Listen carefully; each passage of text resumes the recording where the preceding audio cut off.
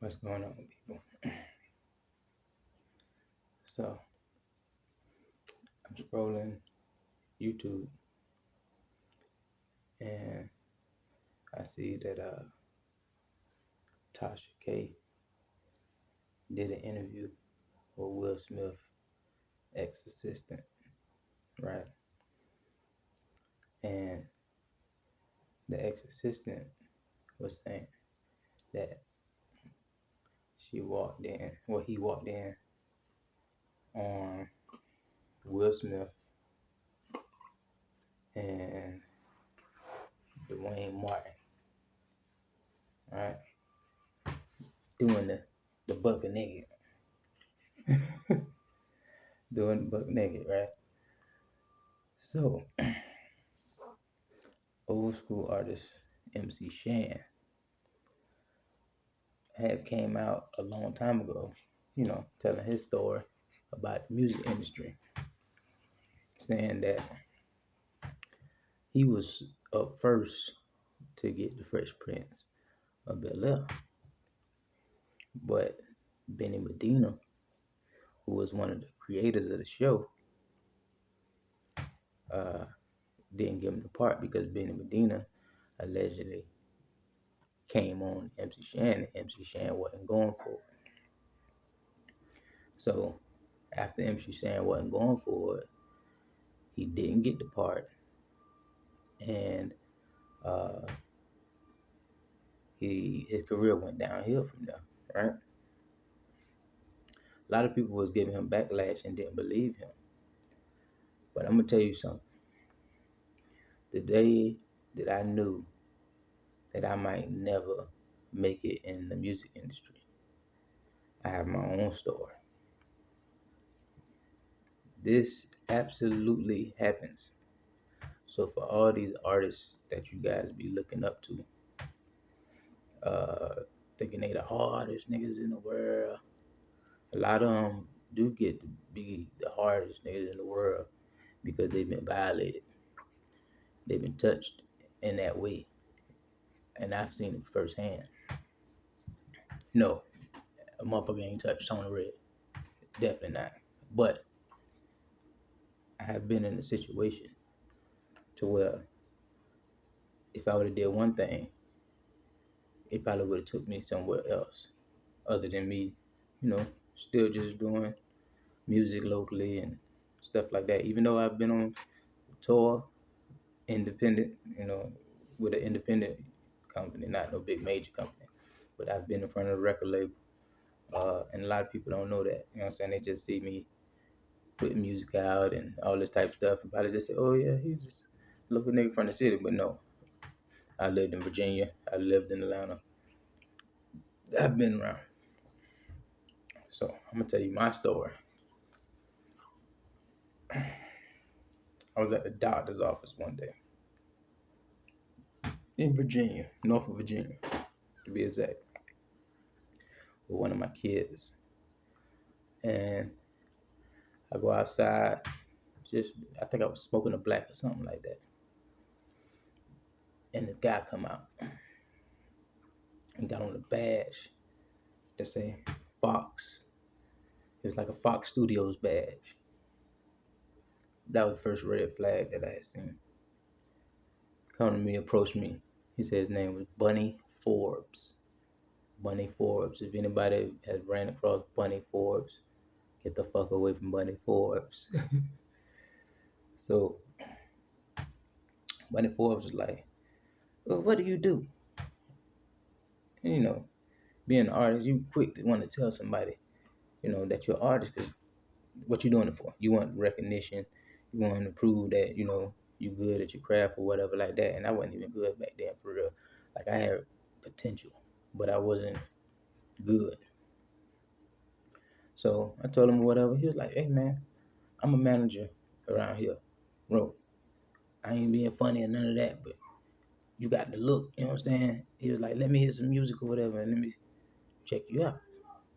So, all right, send him some music or whatever. At the time, I had just recorded this song, and it's funny as fuck. Like the more I think about it, it's called Big Dick Ballin', right? So I gave him a couple songs. He was like, When I gave him the song Big Dick Ballin', this motherfucker was so excited. He got the shit played in New Jersey. He got the shit played in New York. Had a couple other artists give me some phone calls and stuff like that.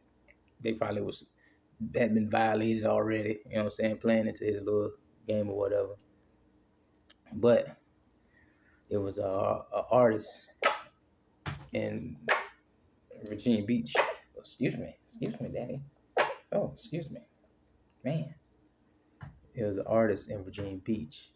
Uh, his name was like Big C or Young C or something like that.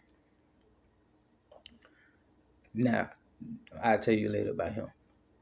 But uh, he was like, "Hey man, the dude Los C, I think his name was Los C, yeah, LOSC. Uh, hey man, this dude Los C, man, record labels coming to holler at him over here at this new magazine that was coming out in uh in Virginia or whatever. They was from, I think they was from Jersey or New York. I forgot the name of the magazine. It's been a minute, long time ago, probably like 2007, 2008, maybe 2009. But he was like, man, I'm gonna come pick you up. I was like, shit, I could drive and meet you up there. Nah, man, you ride with me. You know what I'm saying? Uh, I want you to pull up with me or whatever. So I look good in front of the record labels and all this type of stuff. You know what I'm saying? We come look deep, mobbed up. There's gonna be other artists there as well. I said, okay, cool. I'll ride with you. So we pull up. I even brought him in my house. Let him meet my ex-wife at the time. Uh, let him meet her sister because her sister was a singer at the time. And we go to the thing, right? We get there. There's other artists there. Yeah, it was other artists there. We get in there and we go sit in. We get all in this room. They talking about Michael Jackson. They talking about the old days or whatever. Because Bunny Forbes was a little older. You know what I'm saying? He had been in the game for a long time. Hadn't been around Michael Jackson, all these motherfuckers, right? Now when we get there, it's other niggas, other niggas like Bunny Forbes, and they got artists with them as well. So the record label that was there was supposed to be uh, Platinum Bungalow Records. Um, it was somebody else. So after we all sitting in the room, uh, Low C got to go in there to the room and talk with the people from Bungalow Records, right? So we all go out. We sitting in the waiting room or whatever. Now Bunny and all the other old niggas, they disappear somewhere. We be back, y'all. You know what I'm saying? They disappear somewhere. So it's just me and a couple artists sitting there, and then the rest of the artists went outside. So we sitting there, me and this other artist, I can't remember bro name, but bro was on the same page. He was on the same type of time I was on.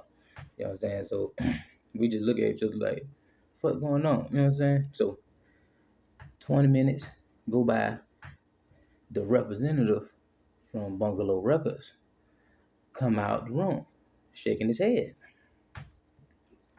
So the guy, he just like shaking his head like he mad or disgusted or whatever. And he said he made a comment. Low C still in the room. You know, he was in the room with another young lady. I guess supposed to be like a publicist or somebody like that. The magazine folk. So the guy just make a comment. You know, I come to write the checks, and everybody wants something, but they don't want to give nothing up. And smacked his ass. Me and the other artist, we look at each other.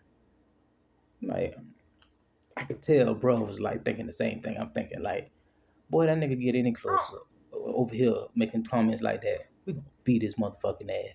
Like, we was on that type of time. So we start laughing.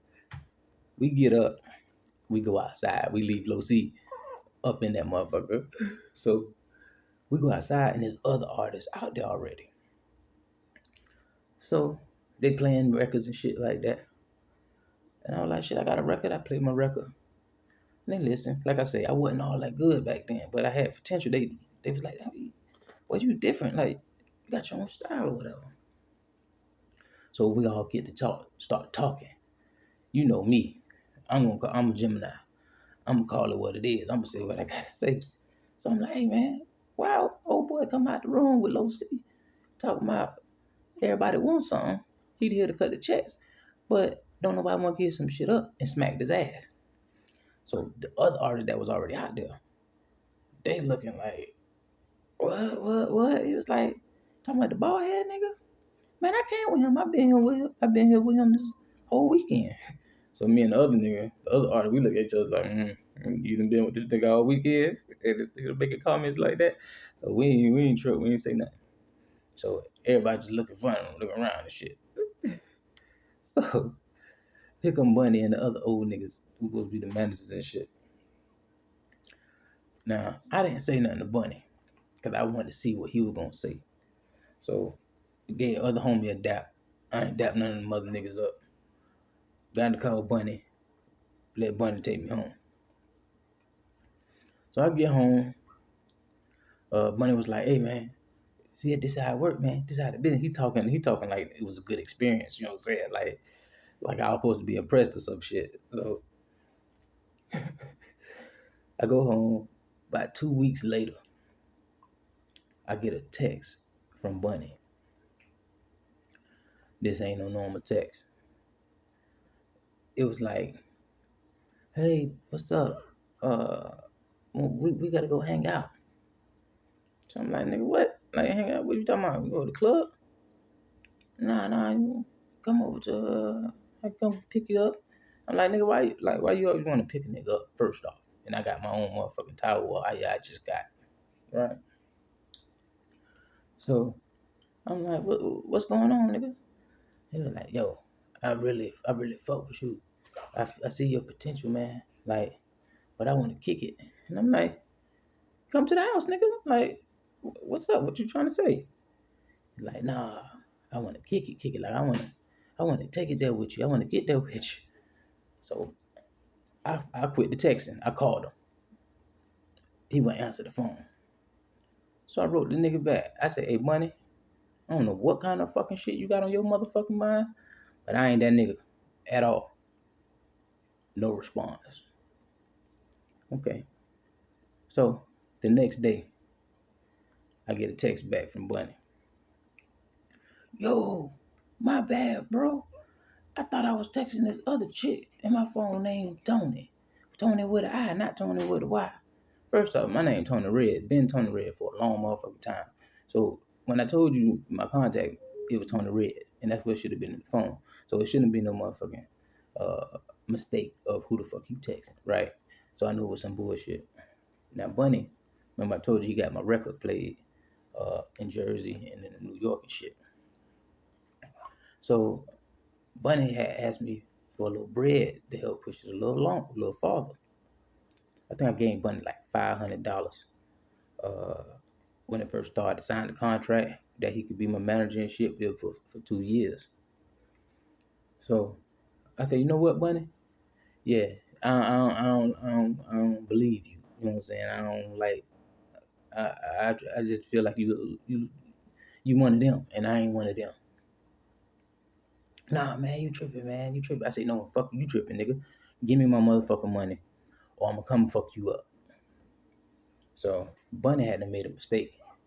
Showed me where he stayed at when he was in town in Norfolk, Virginia. It was right around the corner from my uncle and my aunt off of Little Creek Road.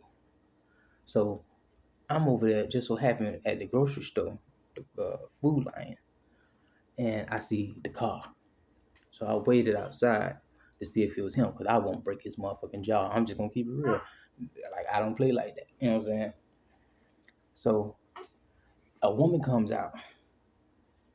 So I walk up on her, I say, hey ma'am. She was like, yeah, why you scared me? I'm like, yeah, you know Bunny?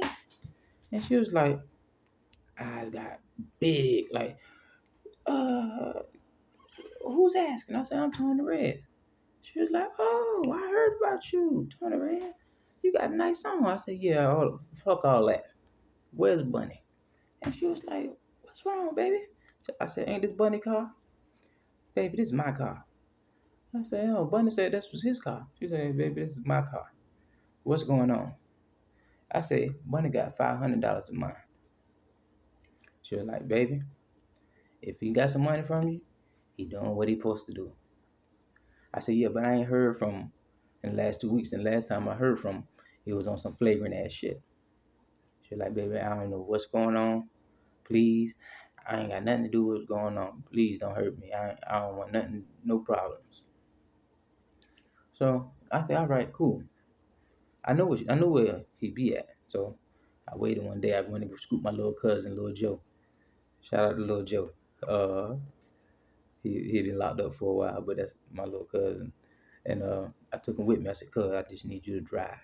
I said, we gonna go outside this nigga house. And we gonna come out. I'm gonna break his motherfucking jaw. I'm gonna go in his pockets. And then I'm jump in the car and we gonna take off. So I go outside the house. We sitting there for a while. I'm talking about we sitting there for a minute. No Bunny. I called his ass. No answer. So I took a picture of the door and sent it to him. He called me right back. Yo, brother, what's going on, man? Please don't do that, man. What's going on? Like, don't you ain't gotta take it there, man. You going too far about this. I say, nah, nigga. Where you at? Bro, I swear, man, I get your money and all this type of shit. I say, I ain't trying to hear none of that shit. He was like, man, we got a contract for 2 years, bro. Why you acting like this? I say, first off, you try me like a motherfucking man.